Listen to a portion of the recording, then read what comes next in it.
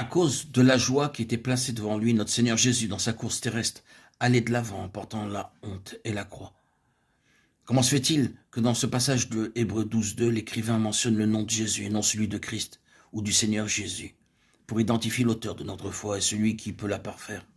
Nous savons que Jésus est le nom du Seigneur en sa qualité humaine, en sa qualité d'homme. C'est pourquoi Dieu nous dit de regarder à Jésus, parce qu'il veut que nous regardions le côté humain de notre Seigneur. L'obéissance à l'égard de Dieu est le côté divin de sa nature. Mais mépriser la honte et endurer la croix à cause de la joie qui était devant lui, c'est son côté humain. Le Saint-Esprit a inspiré l'écrivain dans ce passage pour l'appeler Jésus, nous révélant que cet aspect de la récompense a eu une influence sur le Seigneur, en relation avec son humanité.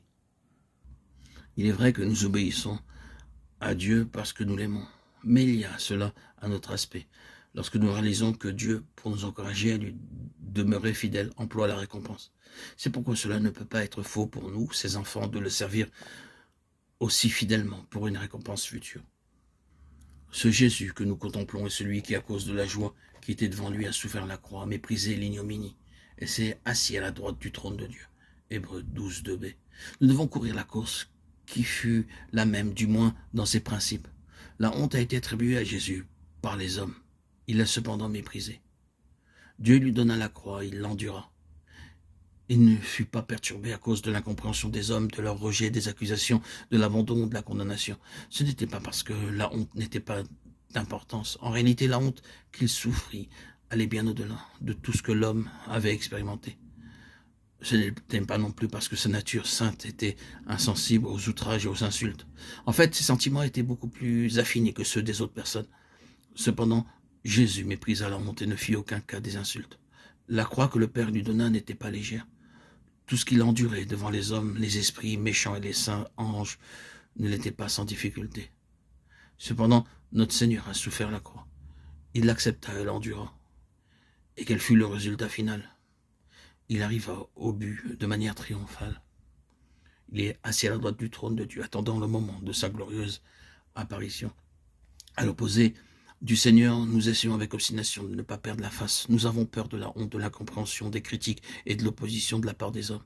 Nous efforçons de plaire à tous les hommes. Nous évitons la honte, ne voulant pas renoncer à nous-mêmes, ni souffrir la honte pour le Seigneur. Si les autres parviennent à nous couvrir de honte, nous la subissons à contre-cœur. Nous ne voulons pas accepter cette honte qui rabaisse notre vie propre sans élever la voix ou sans protester. Bien plus encore, la croix que Dieu nous donne, nous ne voulons pas la porter. Nous ne sommes pas engagés sur le chemin de la croix. Nous ne savons peut-être même pas ce que signifie le chemin de la croix. Nous ne réalisons peut-être pas que tout ce qui surgit sur notre chemin est permis par Dieu. Tout ce qui s'oppose à la volonté, tout ce qui, pour nous, est une cause d'incompréhension qui nous fait souffrir, obstrue notre route ou brise nos désirs, est une croix que Dieu nous donne. Comment alors faisons-nous face à cette situation? Y aura-t-il de la résistance dans nos cœurs? Irons-nous nous plaindre auprès des autres? Aurons-nous l'ardent désir d'éviter ces difficultés? Comprenons bien que le manque de soumission dans nos vies nous empêchera de bien courir. Lorsque Dieu permet qu'une croix pèse sur nous, il a une intention bien précise. Chaque croix a sa mission spirituelle, c'est-à-dire qu'elle se dresse pour accomplir quelque chose de particulier dans notre vie. Si nous l'endurons sur la volonté de Dieu, comme le Seigneur Jésus endura la croix, notre vie naturelle sera plus profondément traitée. Il nous sera accordé une plus grande capacité pour que la vie de résurrection du Fils nous remplisse. Notre résistance, notre insubordination ou nos luttes seront des obstacles à l'accomplissement du dessein de Dieu et feront échouer la croix dans sa mission. Remarquons cependant que le Seigneur Jésus endura la croix et que sa croix est en relation avec l'expiation du péché, tandis que la nôtre ne l'est pas.